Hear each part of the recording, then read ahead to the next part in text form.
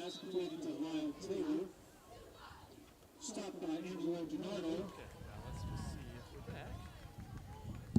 Phone back on here. 5 on the play. 2nd and 5 from the 45. No, nothing yet.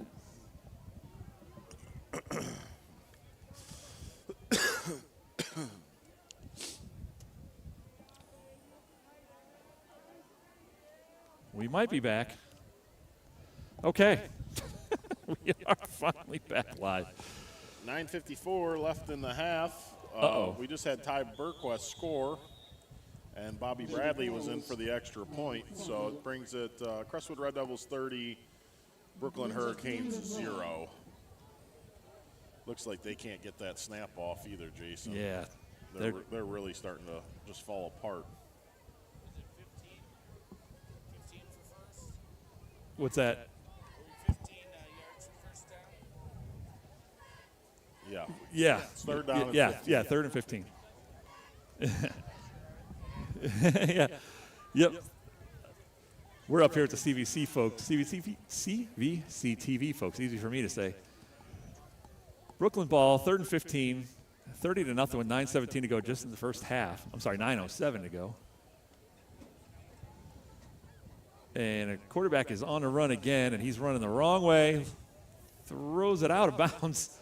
Biggest pass falls incomplete. Their line is literally just turning around and watching the Red Devils chase after them. There's not a whole lot of blocking going on. 4th and long from 35.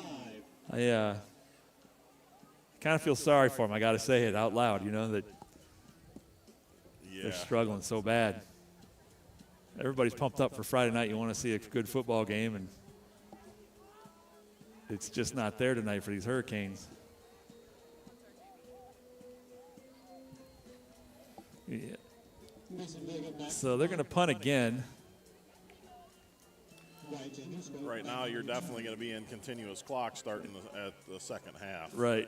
And it takes a good Hurricane bounce. Janiska picks it up. He's across the 30 to the 35. Still on his feet. Uh-oh. Broke a few tackles to the 40 to the 45, across the 50. He's just got a couple guys to beat. And he's going to get driven out of bounds inside the 25. Wow, they would have been better off to go for it. Yeah. On 4th down. I think they end up losing yards there, right?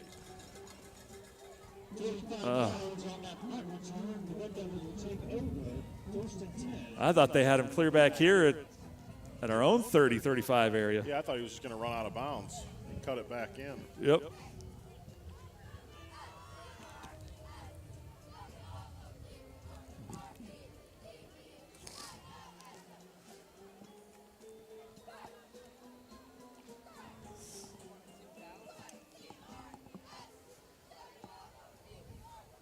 I hear the Crestwood Scarlet Guard warming up over here. They got a exciting halftime show ready to go.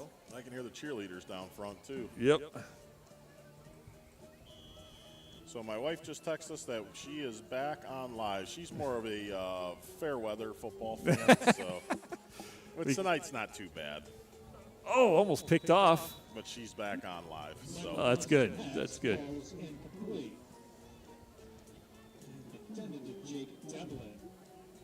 I don't blame her. It gets cold enough out here. Sometimes I wish I was sitting at home, but she said the score is 30-0 with 8:25 left, so she's right on track there. There's usually about a 15-second delay between live and what you see on TV at home, so that's about perfect.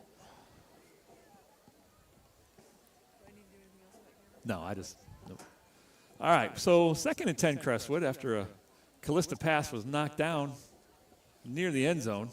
Looks like they're going to get back to that kind of power single wing. Yep. They're going to counter, misdirection.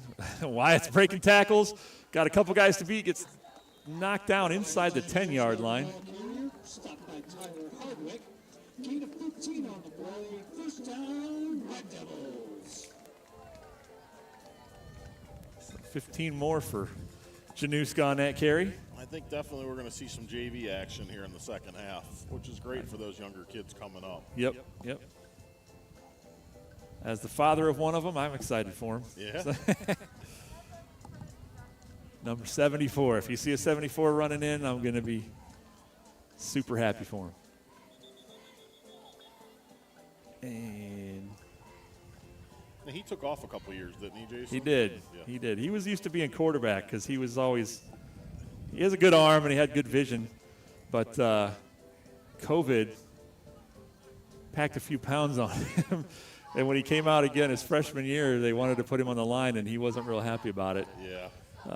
Kind of took it personal and just decided not to play after that. And then There's a fumble on that play. and a flag. Oh, and a flag. No, I'm glad to see that he came back out. Yeah. All his friends kept telling him, like, dude, just come out and have fun. Yeah, have fun with it. Don't miss out on these golden years. Right, you know? right. You can't ever go back and do it again. Right. I wish you could. Right? Right? I don't know if my body would hold up, now. But, Yeah, you and me both. Just climbing up the steps to the top of this thing is enough to. Yeah, out of breath. Yeah. There's a ladder we have to climb up to get up here to the media center. It's like, wow. Yeah, it's interesting. But he's glad he did it. He's having a lot of fun. Even though he's just playing JV, trying to get back into it, he's still only a junior, he right? is a junior, yep. Yeah, okay. But he's enjoying every minute of it, he says. So. Good. James Is that Lancaster on the carry? He's going to drive it for the Crestwood touchdown. Won't be denied. They're kind of doing what they want when they want tonight. Yep. You can definitely see the Brooklyn Hurricanes are deflated a little bit. They're Yeah. walking around. And really, if you look across, there's not a whole lot of fans in the stands traveling with them over there, and that's rough to see. But just need, you need somebody to get in there and invigorate the program, I think. I don't know. Like Crestwood here has a gridiron club that goes and raises funds and gets people excited about the program, and with the youth program feeding into 7th and 8th grade, and it's like one contiguous program from top to bottom. I don't know much about Brooklyn. I don't know if they have that, but if they don't, it sure seems like they could use it. It took us a long time to get there, though, Jason. It did. There was definitely some holes in the system. So. Yep. And you can always make wrinkles, but I think we have a good thing in place here. Yep. And that was the key, getting the right guys in the right places. And it's an uphill battle when you're starting at it. I mean, it's easy to get deflated. Oh, I'm sure. So, I mean, you remember years ago when our older kids were playing down at Booker Park, we were begging kids to come out for football, and I think actually your youngest, we had to cancel the Mighty Mite season, and he moved up to JV the one year. Correct. We didn't have enough Mighty Mite players. Yep, we did. You're right.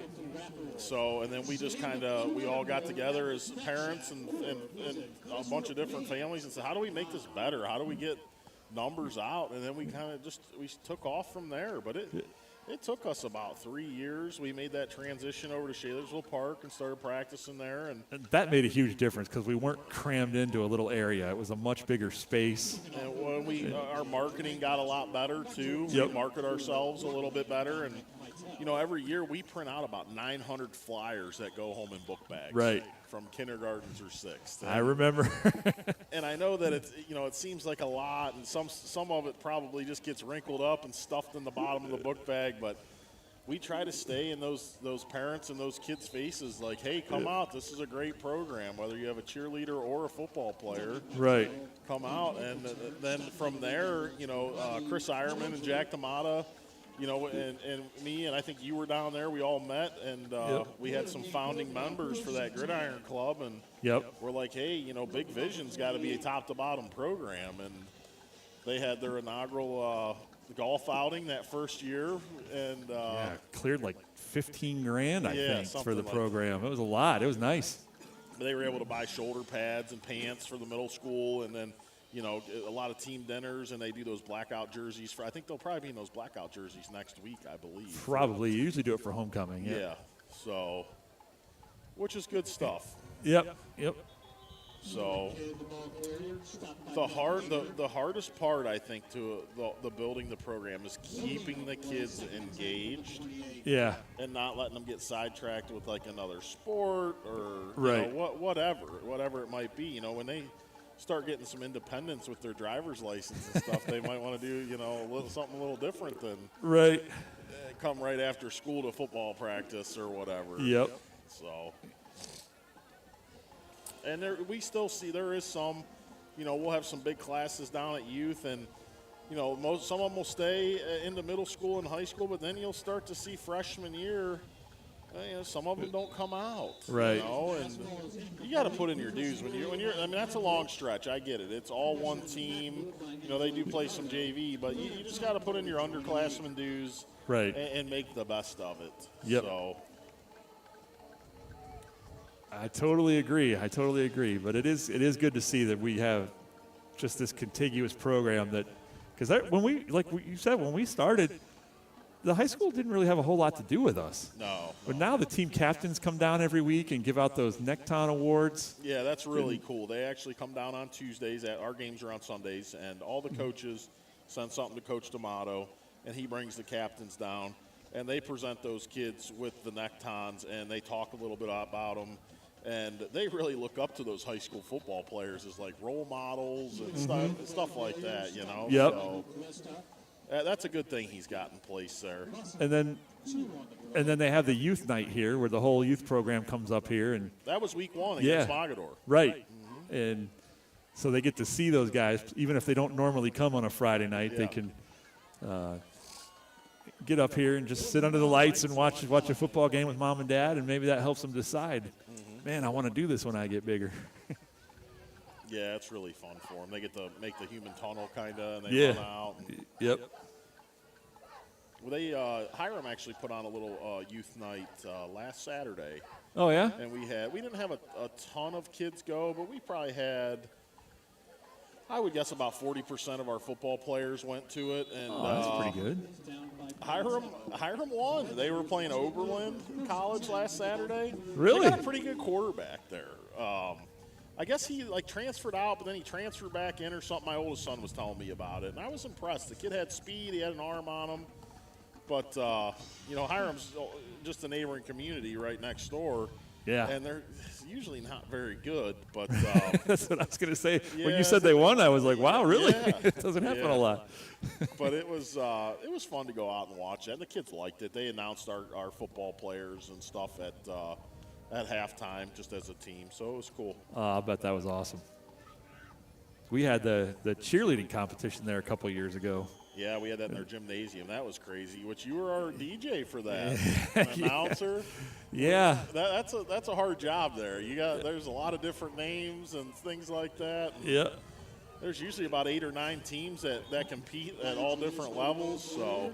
Yeah, it makes for it's a really long day, but I tell you, you think you come out here and you watch football players week after week, and you see the cheerleaders do these cheers, but then they go put on these programs, like a routine that's different from what you see on a Friday night, and they're so passionate. Oh yeah. It's I enjoyed every second of it, and I did it again at Ritztown, just because they needed a DJ too, and it was like, yeah, you don't even gotta pay me, really. I'll do it. I had so much fun just watching how much hard work those girls put into it, and their fans come out and get all crazy and dress up. And Bobby Bradley in for the touchdown.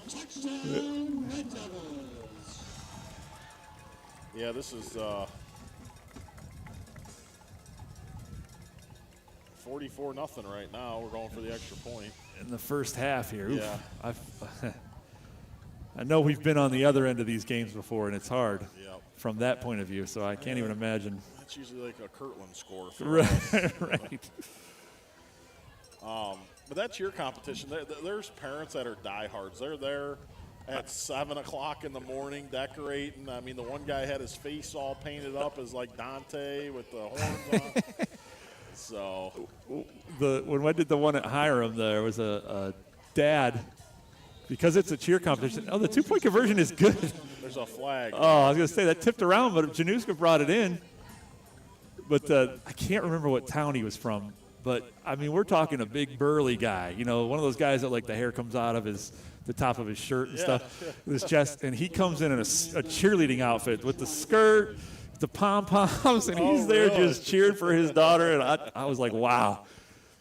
I'm sure no one said nothing to him. Right? Yeah. No, I mean, what are you going to say? The guy was bigger than all of us.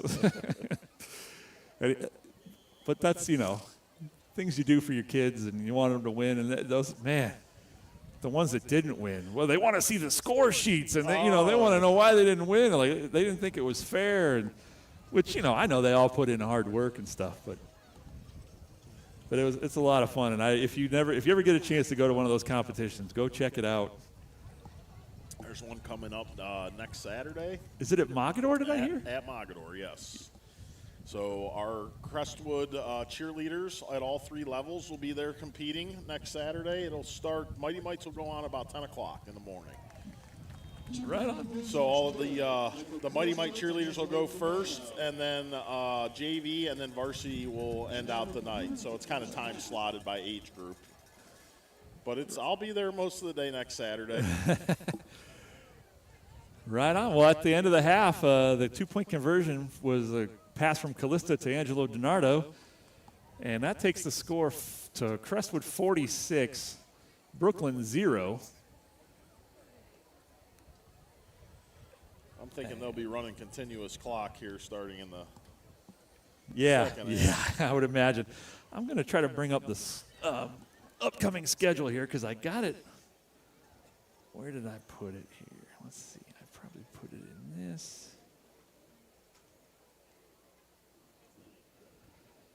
Well, you know what? Going into tonight, here's the CVC standings. The following is a presentation of Infinity Road Media. Sorry about that. There it is, the CVC standings. Rootstown, new to the CVC this year. I believe they're just in here on a 1-year deal, tryout kind of deal. Is 4-0 coming into tonight. Kirtland's 4-0. Berkshire Badgers are 2-2. Chagrin Falls is 1-2. I'm not sure how they're behind a game, but and then Crestwood's at the bottom at 1-3. However, like you said, we got Chagrin Falls coming in next week. We will play all 4 of the other teams, Berkshire, Kirtland, and Rootstown coming up here. Let's see, where did that go? Berkshire, they pull from a big area too out there. I think they close down like that. Thompson, Newberry, stuff like that. So they're pulling in a lot of kids from a big radius. Right. There at Berkshire. Yep. They seem to reload pretty well. The upcoming Crestwood schedule next 3 weeks is here versus Chagrin Falls next week. It's homecoming night. Then the week after that will be at Rootstown, taking on the undefeated Rovers. And then the week after that, we'll be back here for our final home game of the season against Berkshire. So some in-conference games.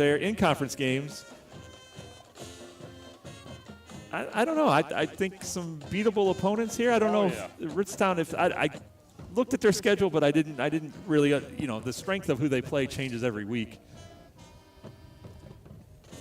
Let's see if I can get a halftime update on what's going on around the league here.